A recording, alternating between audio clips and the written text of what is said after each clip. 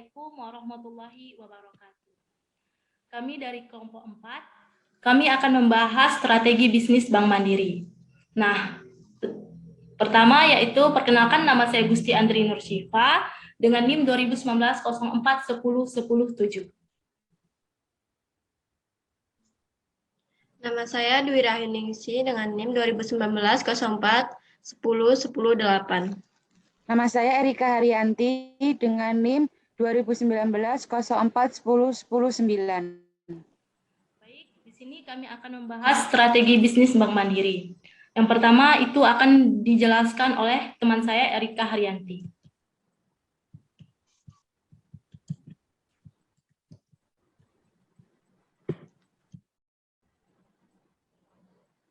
Ya, baik. Bank Mandiri didirikan pada tanggal 2 Oktober tahun 1998 sebagai bagian dari program restrukturisasi perbankan yang dilaksanakan oleh pemerintah Indonesia. Pada bulan Juli tahun 1999, 4 bank pemerintah yaitu Bank Bumidaya, Bank Dagang Negara, Bank Ekspor Impor Indonesia, dan Bank Pembangunan Indonesia dilebur menjadi Bank Mandiri, di mana masing-masing bank tersebut memiliki peran yang tak terpisahkan dalam pembangunan perekonomian Indonesia. Sampai dengan hari ini, Bank Mandiri meneruskan tradisi selama lebih dari 140 tahun memberikan kontribusi dalam dunia perbankan dan perekonomian Indonesia. Selanjutnya.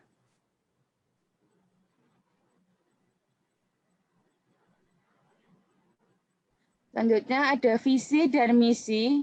Visinya menjadi lembaga keuangan Indonesia yang paling dikagumi dan selalu progresif. Misinya berorientasi pada pemenuhan kebutuhan pasar dan pengembangan sumber daya manusia. Selanjutnya ada strategi bisnis. Strategi merupakan suatu perencanaan jangka panjang yang disusun untuk menghantarkan pada suatu pencapaian akan tujuan dan sasaran tertentu. Sedangkan bisnis adalah sebuah organisasi atau sistem ekonomi di mana barang atau jasa dipertukarkan menjadi bentuk lain atau dalam bentuk uang.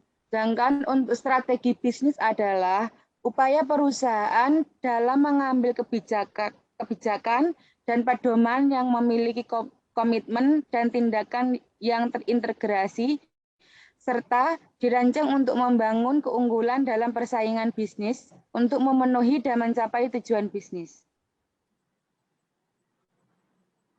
Selanjutnya akan dibacakan oleh Gusti Andri Nursyifa. Baik, selanjutnya yaitu 5 strategi Bank Mandiri hadapi persaingan bisnis digital. Nah, strategi yang pertama yaitu meningkatkan kesiapan digital dengan fokus memperkuat fondasi pada inti perbankan atau core banking. Kemudian memperkuat infrastruktur transaksi digital dan penyempurnaan proses bisnis untuk mendukung perkembangan transaksi digital. Nah, adapun strategi yang kedua yaitu pengambilan keputusan berdasarkan data dengan penggunaan analisis data dan kecerdasan buatan.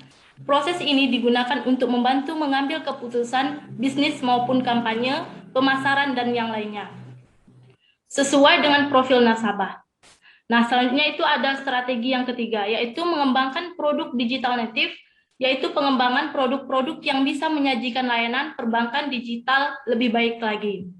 Salah satunya yaitu online onboarding atau pembukaan rekening online tanpa harus ke kantor cabang.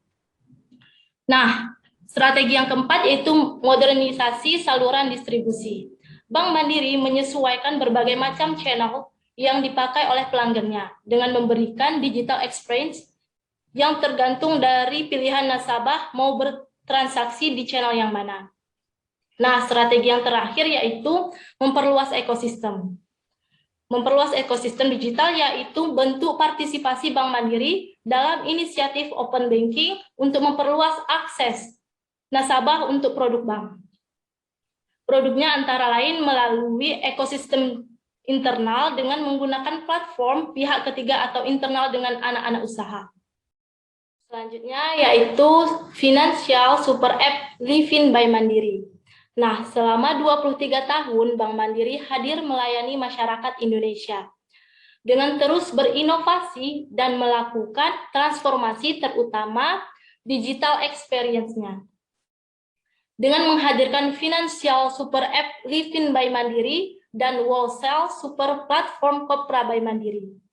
Financial Super App Livin by Mandiri hadir dengan berbagai fitur unggulan, diantaranya adalah tinggal selfie tabungan jadi, quick pick transaksi favorit, cek saldo dan top up otomatis e-wallet, terus tarik tunai tanpa kartu, dan yang terakhir yaitu satu akun untuk semua transaksi. Strategi Bank Mandiri hadapi pandemi ini ada 3, yaitu yang pertama, strategi Bank Mandiri hadapi pandemi, strategi pertamanya yaitu kredit tetap tumbuh, efisiensi dan produktivitas, dan akselerasi digital. Secara umum, pertumbuhan transaksi keuangan Bank Mandiri terus meningkat. Pertumbuhan kredit terus terjaga dengan prinsip kehati-hatian. Ditambah lagi dengan adanya penyaluran kredit dalam rangka PEN atau Pemulihan Ekonomi Nasional sebesar 65,77 triliun. Nah, selanjutnya itu ada strategi yang kedua, di mana strategi yang kedua ini yaitu bagaimana Bank Mandiri mengefisienkan anggaran operasional dan meningkatkan produktivitas kerja para mandirian. Selain mengutamakan penggunaan biaya bagi pendukung pertumbuhan bisnis, pihak atasan juga terus mendorong peningkatan produktivitas kerja para mandirian atau insan Bank Mandiri. Juga tanpa lelah terus memonitoring penggunaan biaya agar selalu tepat sasaran bagaimana yang diharapkan. Nah, strategi yang terakhir yaitu strategi ketiga, yaitu mengupayakan semaksimal mungkin akselerasi penggunaan digital. Mendigitalisasi seluruh elemen bisnis perusahaan, baik dari proses bisnis di internal maupun eksternal. Di masa pandemi, penggunaan digital banking justru semakin meningkat, khususnya mobile banking yang saat ini berganti nama Livin. Selanjutnya akan dilanjutkan oleh Dwi. Ada proses bisnis utama Bank Mandiri. Itu pasti ada pengumpulan data. Yang pertama pasti dari nasabah, terus lanjut ke Bank Mandiri, habis itu lanjut lagi ke Know Your Customer atau KYC, lalu ke pembukaan rekening, lalu yang terakhir itu ada penyimpanan dana ke rekening. Nah, dari ketiga tersebut, KYC, pembukaan rekening, dengan penyimpanan dana ke rekening, itu pasti terdapat risiko yang muncul. Ya. Risiko pertama yang muncul yaitu risiko operasional, risiko hukum, yaitu ada risiko reputasi.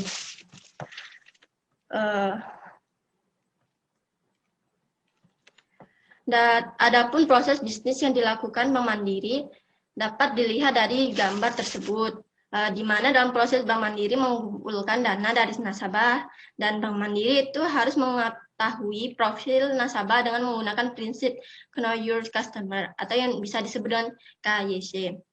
Hal ini didasari pertimbangan bahwa KYC tidak saja penting dalam rangka pemberantasan pencucian uang atau yang disebut dengan money laundering, melainkan juga dalam rangka penerapan prudensial banking untuk melindungi bank dari berbagai risiko, antara lain yang tadi saya sebutkan seperti risiko operasional, risiko reputasi, dan risiko hukum.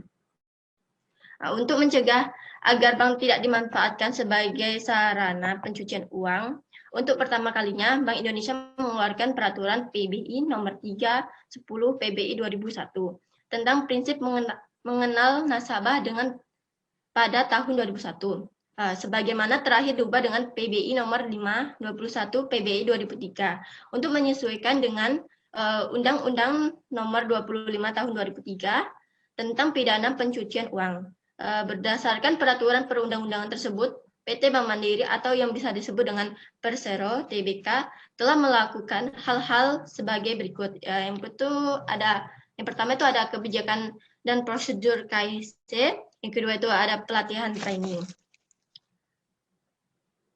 Selanjutnya itu ada strategi 331. Itu kan yang pertama ada 3 besaran fokus. Yang pertama dari 3 kebesaran fokus itu ada people. People itu berarti proaktif menangkap peluang bisnis di wilayah masing-masing. Yang kedua ada sistem. Sistem itu peningkatan kemampuan core banking system. Yang ketiga itu ada kultur, yaitu membentuk business mindset dalam merespon kesempatan bisnis di pasar. Yang 3 kekuatan itu ada kekuatan 1, itu untuk mengoptimalisasi potensi value chain atau nasabah walls. Yang kedua itu ada kekuatan 2, menumbuhkan potensi bisnis region serta sektor unggulan dan mendorong nasabah untuk naik kelas. Yang kekuatan 3 itu ada untuk peran mandiri dan menyediakan solusi likuiditas dari bank lain. Yang terakhir itu ada 1 gesture agresif, itu untuk melakukan akuisisi nasabah baru secara proaktif namun prudent dan memperkuat bisnis nasabah sebagai engine of business.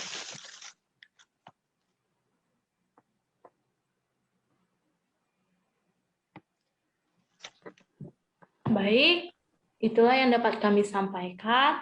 Lebih dan kurangnya kami mohon maaf. Kami akhiri. Wassalamualaikum warahmatullahi wabarakatuh. Terima kasih. Bye.